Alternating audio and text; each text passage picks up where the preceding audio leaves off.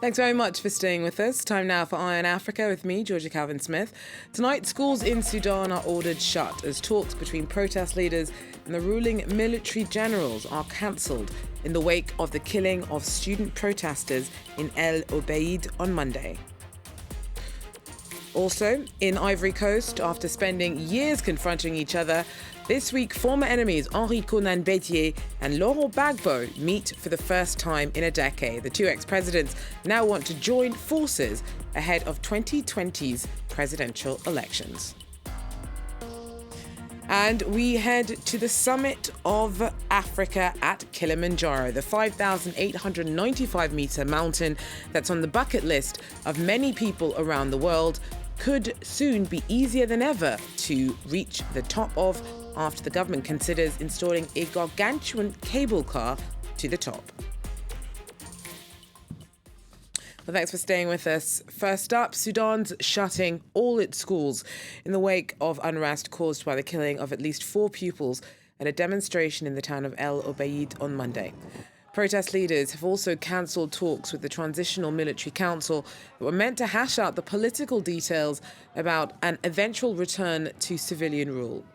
Demonstrators accuse paramilitary Rapid Support Forces of shooting the teenagers dead on Monday, and thousands of students demonstrated in the capital on Tuesday. Selena Sykes tells us more. Marching in defiance, thousands of Sudanese school children take to the streets in the capital Khartoum on Tuesday to condemn the previous day's bloodshed. On Monday, a student-led protest in the city of El Obeid ended in massacre, according to a doctors' committee allied with the pro-democracy movement. Security forces opened fire on the crowd, killing 4 teenagers and an adult. UNICEF called on the Sudanese government to launch an investigation, saying no child should be buried in their school uniform. Sudan's military leader and the acting governor of the region have condemned the killings.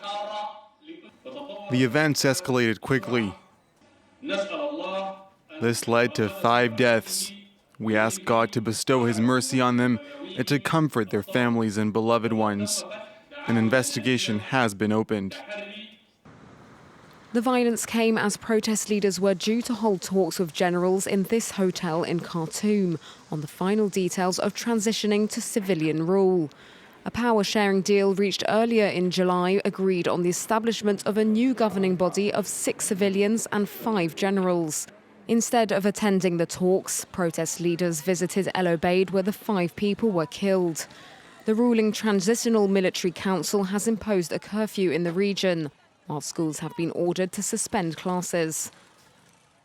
Well, a look at some other news. South African Olympian Caster Semenya will not be defending her 800-metre title at the World Championships in Doha in September, after a Swiss judgment meaning that she'll have to take hormone-suppressing drugs to compete. She has resolutely refused to do so. The Swiss Federal Tribunal has reversed its temporary suspension of controversial regulations brought in by the International Association of Athletics Federations. They prevent female athletes with high natural levels of testosterone from taking part in certain events without artificially lowering their testosterone levels first. Caster Semenya has called it a human rights violation and vowed to keep fighting the new rules. A top Tanzanian journalist is still missing after a day he was taken in for questioning by police. Authorities deny having kidnapped Eric Kabendera from his doorstep on Monday. The wife of the prominent critic of President John Magufuli says that her husband was bundled into a car by 6 men. The arrest sparked outrage in a country where many of Magufuli's critics accuse him of authoritarianism in his response to dissent. And health officials in DR Congo said on Tuesday that a second case of Ebola has been logged in Goma. The city is a densely populated transport hub on the border with Rwanda. It's a worrying development for the country's efforts to tackle an Ebola epidemic that's killed more than 1,700 people, most around 2 provinces in the east of the country since last August. Well, to Ivory Coast now, and after spending years confronting each other, this week former enemies Henri, Konan, Bedié and Laurent Gbagbo met up for the first time in 10 years. The two ex-presidents now want to join forces to form an opposition bloc ahead of 2020 presidential elections. James Vasner tells us more. Two former rivals coming together to confront their common nemesis. Henri Bedié met with Laurent Gbagbo in Brussels on Monday, where the former leader is on conditional release after being cleared by the International Criminal Court. Laurent Gbagbo's political career began with a long struggle against Ivory Coast's first president, Félix Houphouët-Boigny. A former history professor turned political activist, Gbagbo co-founded the Ivorian Popular Front while in exile after he was imprisoned under the one-party rule. In 2000, Gbagbo made a successful second attempt to presidency, remaining in power until the 2010 elections, when both he and his rival Alassane Ouattara claimed victory.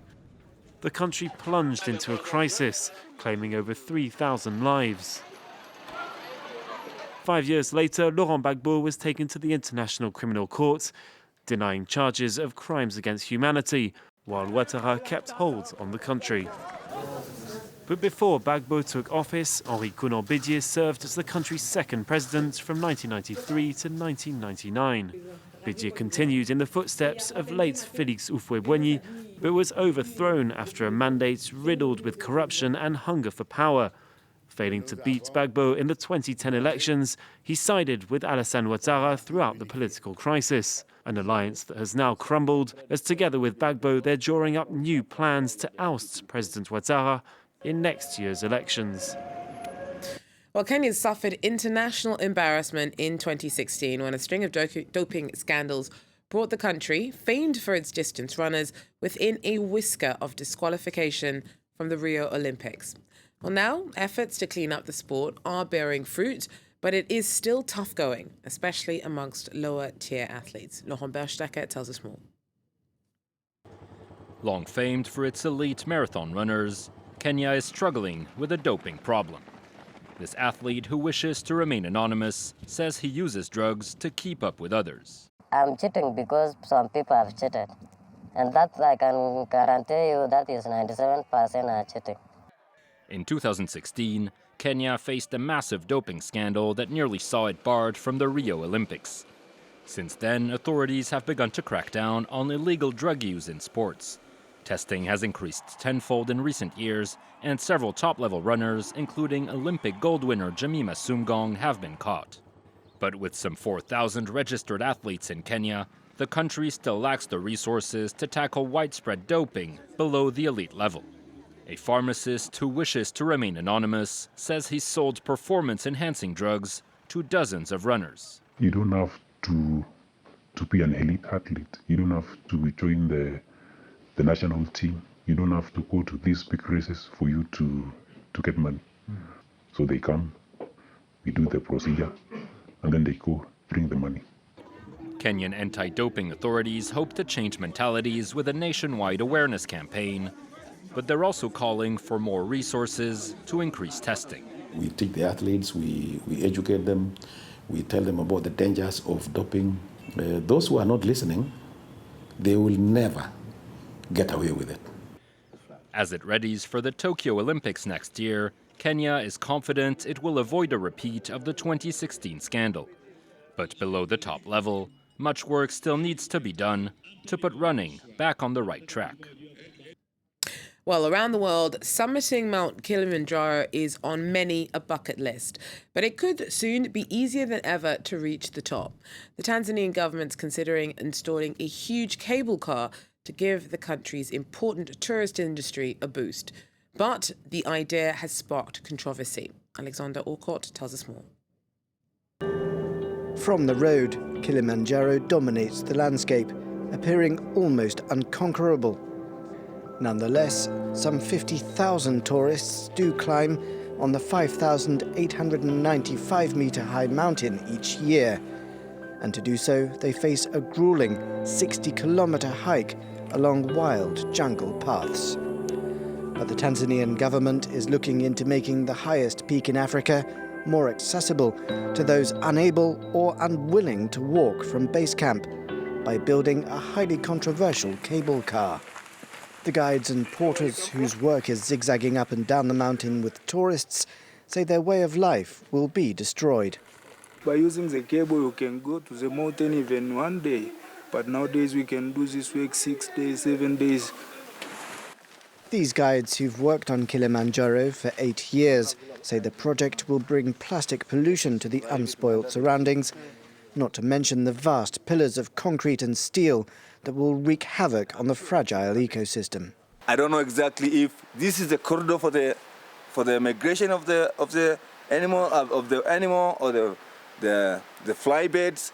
So it's difficult to say that they will kill some birds. Maybe you can say some species of turako, they will disappear because they will die. And I'm sure that will happen, that some animals will die. And it's not just the guides. Many of the visitors also say that developing the site would spoil the experience. I think that it's good to keep also without electricity and Wi-Fi and everything. It's better to just have it, like it has been always. Tourism is Tanzania's biggest earner, and Mount Kilimanjaro the star attraction. It provides employment to some 250,000 families, mostly porters earning $10 a day, who fear what the cable car would mean for them. The government says the project would boost visits to the mountain by 50%, and it's been in talks with 2 companies, one Western and one Chinese, who've offered to make it a reality. But in the face of a large backlash, officials say they're still completing their feasibility study. The cable car might not be built, and the visitors, for now at least, must reach the summit under their own steam. Well, that's it for Eye on Africa for now. Thanks for joining us. Do so again. Take care.